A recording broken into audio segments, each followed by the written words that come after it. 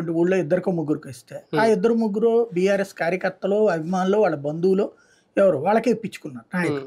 దాంతో ఏమైంది మిగతా వాళ్ళందరికీ వాడికి ఉన్నోడికే మేపుతారు మమ్మల్ని అందరిని ఎదవల్ని చేస్తారు లేకపోతే రికమెండేషన్ లేదు లేదా అన్నటువంటి ఉద్దేశంతో కొట్టారు.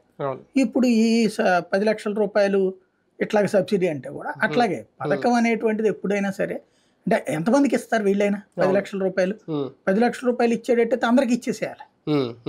ఇప్పుడు జగన్ చేసినటువంటి తెలివైన పని వాళ్ళు నాన్న చేసి ఇప్పుడు సాధారణంగా మనం పెద్దవాళ్ళ దగ్గర నుంచి నేర్చుకోవాల్సిన 2 పద్ధతులు ఉంటాయి.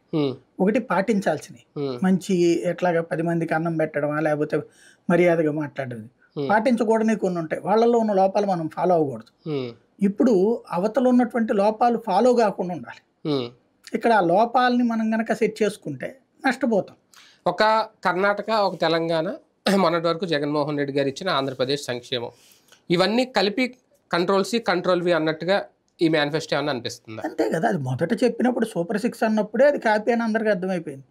కాకపోతే ఏంటంటే ఇస్తారు కదా అనేటువంటి తెలుగుదేశం వాళ్ళు అమ్ముతారు, ఎవరు కదా అని వైసీపీ వాళ్ళు అమ్ముతారు. కాపీ అనేటువంటిది కొత్తగా చెప్పేది ఏం కాదు కదా.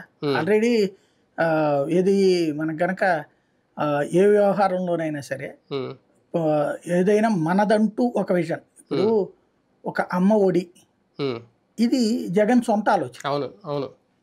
ఫీజు రియంబర్స్మెంట్ ని విద్యా దీవెన అన్నటువంటి కాన్సెప్ట్ ఏదైతే ఉందో అది వాళ్ళ నాన్నది. వైఎస్ఆర్ ఆలోచన. దానికి వాళ్ళు ఎన్టీఆర్ విద్యను పెడితే